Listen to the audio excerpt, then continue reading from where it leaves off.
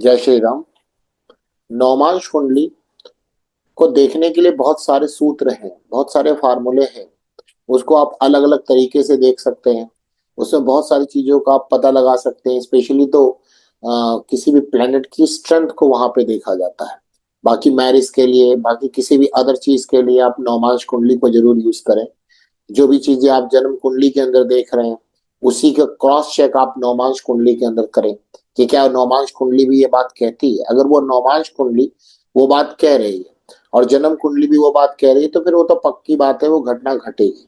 लेकिन मैं थोड़ा आपको अलग यूज आप बता रहा हूँ उसका, कि ये भी रमन सर की बुक में लिखा हुआ है और मैंने इसको कई जगह अप्लाई किया, तो मुझे ये फार्मूला बहुत सही लगा। तो मैंने कहा आप लोगों के साथ इसको शेयर किया जाए। है फार्मूला क्या, कि आपको ये बात पता है कि जो 6th 8th and 12th Lord है, वो तो मतलब जन्म कुंडली के मैलेफिक प्लेनेट में से गिने जाते हैं, जिसको आप फंक्शनल मैलेफिक कहते हैं। नेचुरल मैलेफिक तो शनि, राहु, केतु एंड मंगल है। लेकिन फंक्शनल मैलेफिक का मतलब जन्म कुंडली के अनुसार मैलेफिक होना। भले वो कुंडली, नेचुरली वो प्लेनेट भले वो शुभ हो, लेकिन वो जन्म कुंडली के चूंकि 6th 8th एंड 12th से कनेक्टेड है या उसका लॉर्ड है, तो ऑब्वियस है कि वो आपके लिए फंक्शनल मैलेफिक की तरह काम करेगा। अब ये जहां पे जाएगा, वो क्या करेगा, उस हाउस को लॉस करेगा, यानी उस हाउस को नुकसान पहुंचाएगा।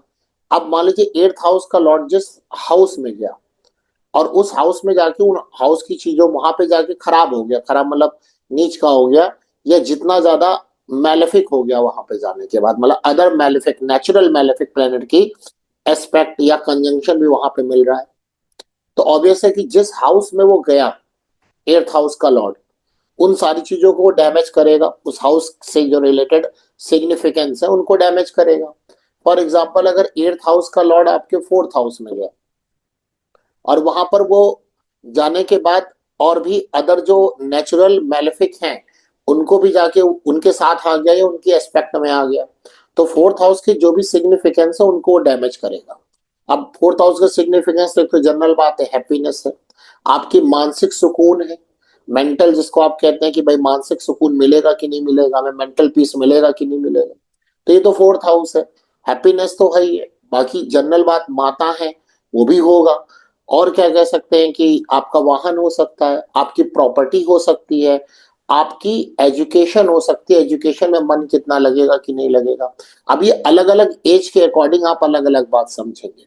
तो बात आती है, जब 4th हाउस इतनी चीजों का सिग्निफिकेंस है उसके पास, इतनी चीजों का सिग्निफिकेटर है, तो क्या हर चीज आगे खराब हो जाएगी? नहीं, हर चीज तो। अब ये देखिए कि 8th house Lord 4th house में पहुंचा, अब वो किन चीजों को खराब करेगा, तो वो डिपेंड करेगा कि कारक किसका खराब हो गया।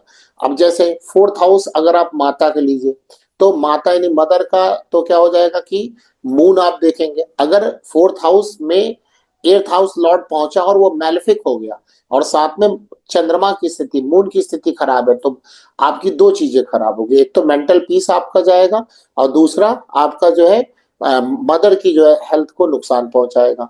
अगर चंद्रमा बहुत अच्छी स्थिति में है आपकी जन्म कुंडली के अंदर, तो 8th हाउस का लॉर्ड जब 4th हाउस में पहुंचा, तो मदर और मेंटल पीस को नुकसान नहीं पहुंचाएगा। अब मान लीजिए जनरल हैप्पीनेस की बात करें, तो जनरल हैप्पीनेस का कारक तो बृहस्पति है। अब अगर 4th हाउस में 8th हाउस का लॉर्ड पहुंचा और बृहस्पति भी आपकी जन्म कुंडली में खराब अवस्था में पड़ा हुआ है, खराब चीज मतलब कि मैलेफिक के साथ है, 6 8 12 है, नीच का है, षडबल में खराब है, बाकी डिविजनल चार्ट्स में खराब है, तो इन सब चीजों को आप चेक कर लीजिए। अगर बृहस्पति खराब है, तो आपका हैप्पीनेस चला जाएगा, खुशियां चली जाएंगी, मतलब हर चीज की जो प्रोग्रेस होती है, प्रोग्रेस के बाद जो व्यक्ति को मानसिक शांति मिलती है, फिर वो प्रोग्रेस नहीं हो पाए क्योंकि बृहस्पति खराब है। तो इसी प्रकार अब मान लीजिए अगर आप कोई बोले कि नहीं प्रॉपर्टी को बताइए, क्योंकि 4th हाउस प्रॉपर्टी का है, तो उसका कारक कौन हुआ? मंगल हुआ। तो अगर 8th house Lord 4th house में पहुंचकर मैलेफिक हो गया और साथ में मंगल की स्थिति भी खराब है, मार्स की स्थिति भी खराब है, तो आप देखेंगे प्रॉपर्टी के लिए नुकसान होगा। अब 4th हाउस व्हीकल का भी है, वाहन का भी है, तो अगर वहां पर उसका कारक आप लेंगे, वीनस लेंगे, तो इस प्रकार से देखा जाता है। यानी किस, क्योंकि एक हाउस जो है बहुत सारी चीजों का सिग्निफिकेटर है, बहुत सारी चीजों का कारक है। बट क्या कोई भी प्लेनेट जो 6 8 12 के लॉर्ड है किसी हाउस में पहुंचे, तो क्या सब चीज को खराब कर देंगे? नहीं, वो डिपेंड करेगा कि उस हाउस में जो जो चीजें आप देख रहे हैं या देखी जाती हैं, तो हर चीज का एक ना एक कारक भी होगा। अगर वो कारक खराब हो गया तो वो चीजें चली जाएंगी। ये तो आपको खैर पता भी होगा, नहीं पता तो अब ये क्लियर हो गया। और ये कारक की स्थिति आप नौमांश में भी चेक करेंगे। अब जैसे मान लीजिए हम लोग बात कर रहे थे कि एट्थ हाउस का लॉर्ड अगर फोर्थ हाउस में पहुंच करके मैलेफिक हो गया, खराब हो गया, तो फोर्थ हाउस को तो डैमेज करेगा। अब जुपिटर को ले लीजिए, जनरल हैप्पीनेस है, वो सब चीज की खुशियां है, सब चीज की प्रोग्रेस है, सब चीज में आप कितने प्रोग्रेसिव होंगे, कितनी आपको हैप्पीनेस मिलेगी, कितनी सक्सेस मिलेगी आपको, इस सबका कारक बृहस्पति है। अब बृहस्पति D1 कुंडली और D9 कुंडली दोनों में गया तो फिर तो गड़बड़ हो जाएगी। अब मान लीजिए कोई बोले नहीं D1 कुंडली में हमारा अच्छा है लेकिन D9 में खराब है, तो शुरुआती दौर में आपको अच्छा मिलेगा, लेकिन ओवरऑल लाइफ यानी मिडिल एज के बाद बड़ी खराब स्थिति हो जाएगी। एंड वाइसी वर्सा, कि अगर D1 कुंडली में खराब है और D9 कुंडली में क्या हो गया कि अच्छा हो गया, तो शुरुआती दौर में खराब होगा और बाद में अच्छा होगा। एंड दोनों जगह खराब है तो फिर तो दोनों जगह गया, मतलब शुरुआत में भी खराब था और बाद में भी खराब था। तो इस प्रकार से आपको मैच करेंगे। बट पॉइंट समझिए, पॉइंट नौमांश कुंडली को देख तो मैंने ये बता दिया कि नौमांश कुंडली को इस प्रकार से आप यूज करते हैं। दूसरा सबसे बड़ा यूज आप समझिए, दूसरा सबसे बड़ा यूज ये है कि जैसे एट्थ हाउस का लॉर्ड अगर आप मान लीजिए फोर्थ हाउस में आया, तो जो भी उसके साथ फोर्थ हाउस से रिलेटेड जो भी सिग्निफिकेंस है, जिन चीजों को देख रहे हैं उसका सिग्निफिकेटर प्लेनेट देखिए, अगर वो खराब है, वो खराब है, तो एट्थ हाउस का लॉर्ड फोर्थ हाउस में जाने के बाद, चलिए मार्स को उठा लिया हमने, तो प्रॉपर्टी लैंड वाली जितनी भी चीजें हैं, इन सब की स्थिति खराब रहेगी। भाई से थोड़ी सी गड़बड़ हो सकती है क्योंकि मंगल उसका कारक भी है, मतलब उनके साथ आपकी ये कह सकते हैं कि कॉम्पेटिबिलिटी अच्छी नहीं होगी। भले भाई अच्छा हो लेकिन आपकी कॉम्पेटिबिलिटी अच्छी है, आपको भाई के साथ मानसिक सुकून नहीं मिलेगा। ठीक है, लेकिन प्रॉब्लम क्या है कि केवल एट्थ हाउस का लॉर्ड फोर्थ हाउस में गया और मंगल खराब है तो आपने ये कह दिया, हो सकता है आपकी बात गलत भी हो जाए। मेन यहां हम ये बता रहे हैं कि आप यही चीज नौमांश कुंडली में देखेंगे, यानी जो आपकी जन्म कुंडली में जो एट्थ लॉर्ड बना, जो एट्थ लॉर्ड बना वो फोर्थ हाउस में गया और साथ में मंगल खराब है, तो प्रॉपर्टी से रिलेटेड प्रॉब्लम है। लेकिन नौमांश कुंडली में वही एट्थ लॉर्ड, कहाँ का, नौमांश का एट्थ लॉर्ड नहीं, D1 का एट्थ लॉर्ड जाके 6 8 12 में पहुंच गया। D1 का एट्थ लॉर्ड नौमांश कुंडली के अंदर 6 8 12 में पहुंच गया और वहां पे वो खराब हो गया। तो अब ये जो एट्थ हाउस का लॉर्ड फोर्थ हाउस में आकर के आपको प्रॉब्लम क्रिएट करवा रहा था, लैंड से रिलेटेड प्रॉब्लम, अब वो नहीं क्रिएट करवाएगा। यानी कॉन्सेप्ट ये है कि जो खराब हाउस के लॉर्ड हैं, जिस हाउस में जाते हैं D1 कुंडली में, उनको खराब करते हैं। किन चीजों को खराब करेंगे, जो उस हाउस के कारक, जो उस हाउस की जो बातें हैं, उस बातों का जो कारक है अगर वो खराब हुआ तो एक दूसरा कारक नौमांश में भी चेक होगा।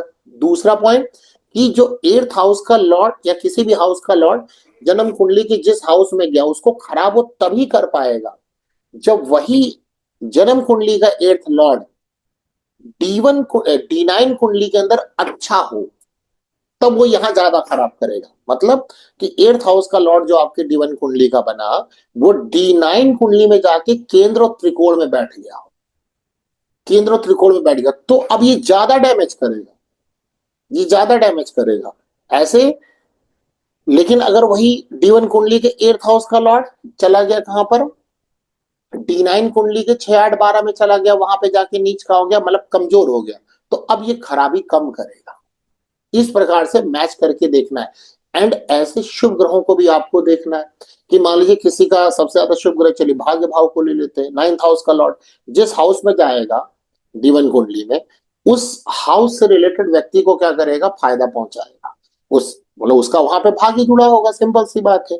लेकिन अब वहां पे मजबूत भी होना चाहिए D1 कुंडली में, अंदर D1 कुंडली के अंदर नाइन्थ हाउस का लॉर्ड चला गया जिस भाव में, और वहां मजबूत हो गया, फंक्शनल बेनिफिट के थ्रू दृष्ट हो गया या उनके साथ हो गया, तो ये हम लोग बताते हैं कि ये इस भाव को बढ़ाएगा और व्यक्ति का भाग्य इसी हाउस से जुड़ा है। लेकिन ये बात तभी सही होगी जब यही D1 कुंडली के नाइन्थ हाउस का लॉर्ड D9 कुंडली में भी अच्छा हो, यानी केंद्र त्रिकोण में हो, शुभ हो, तभी होगा। लेकिन अगर यही D1 कुंडली के 9th हाउस का लॉर्ड D9 कुंडली में चला गया 6 8 12 में, नीच का हो गया, मैलेफिक हो गया, जो भी हो गया, वहां जा खराब हो गया, तो अब यही D1 कुंडली का 9th हाउस का लॉर्ड जिस हाउस में गया जाके वहां पे वृद्धि नहीं करेगा, उसमें नुकसान पहुंचाने लगेगा, या जो वृद्धि जितनी होनी चाहिए, जितनी प्रोग्रेस होनी चाहिए, उतनी नहीं होगी। तो D9 कुंडली का ये भी यूज है कि आप जो D1 कुंडली के अंदर कहते हैं कि ये शुभ ग्रह यहाँ पर बैठे तो ये अच्छा फल करेंगे, और अशुभ हाउस के लॉर्ड यहाँ पर बैठे बुरा फल करेंगे, बट वो करेंगे कि नहीं करेंगे, इस बात की गारंटी लेता है D9 कुंडली। तो नौमांश कुंडली को आप इग्नोर करके अगर आप काम कर रहे हैं, या नौमांश कुंडली पर आपने मतलब तकलीफ ही नहीं उठाई उसको देखने की, तो फिर आप समझिए आपकी प्रेडिक्शन बस 50-50 है।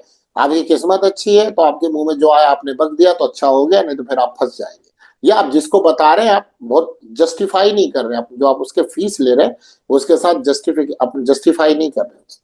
तो जब तक D9 कुंडली आपके सामने ना हो, जब तक D9 कुंडली आपके सामने ना हो, तब तक आप ये नहीं कह सकते कि D1 कुंडली का जो अच्छे हाउस का प्लैनेट, अच्छे हाउस का प्लैनेट D1 कुंडली के जिस हाउस में गया है उसको जाके बेनिफिट ही देगा। ये कोई जरूरी नहीं है, ये D9 कुंडली डिसाइड करेगी।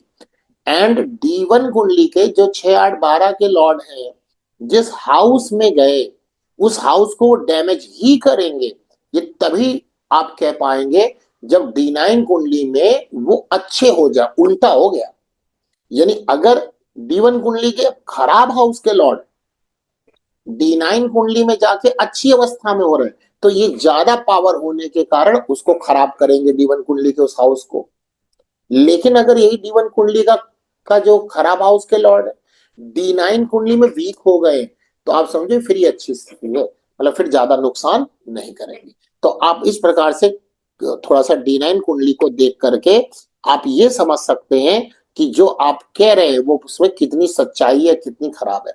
तो मैंने अगर ओवरऑल अगर हम बात करें तो ओवरऑल 3 बातें आप ध्यान रखेंगे। पहले, खराब हाउस का लॉर्ड D1 कुंडली का जिस हाउस में जा रहा है उसको खराब तभी करेगा जब वहां पर जाके मैलेफिक हो जाए D1 में। और D9 कुंडली में, D9 कुंडली में वो क्या कर दे, D9 कुंडली में जाके अच्छा हो जाए, तब अब ये ज्यादा खराब करेगा। लेकिन अगर D9 कुंडली में जाके वो कमजोर हो जा रहा है तो वो खराब नहीं करेगा। जिस हाउस में जा रहा है 6 8 12 का लॉर्ड जिस हाउस में जा रहा है, क्या उस हाउस से रिलेटेड सभी चीजों को डैमेज करेगा? नहीं। किसको डैमेज करेगा? जो उस हाउस से जो जो चीजें देखी जाती हैं उनके हर चीजों का कारक भी होता है, आपको पता होगा। वो कारक जितना खराब होगा D1 में भी और D9 में, तभी वो चीजें क्या करेंगी, खराब होंगी, वरना नहीं होगी। तो ये चीज को आप लगाएंगे तो आपको क्लियरिटी ज्यादा आएगी। तो मिलते हैं किसी और वीडियो में। सभी को जय श्री राम।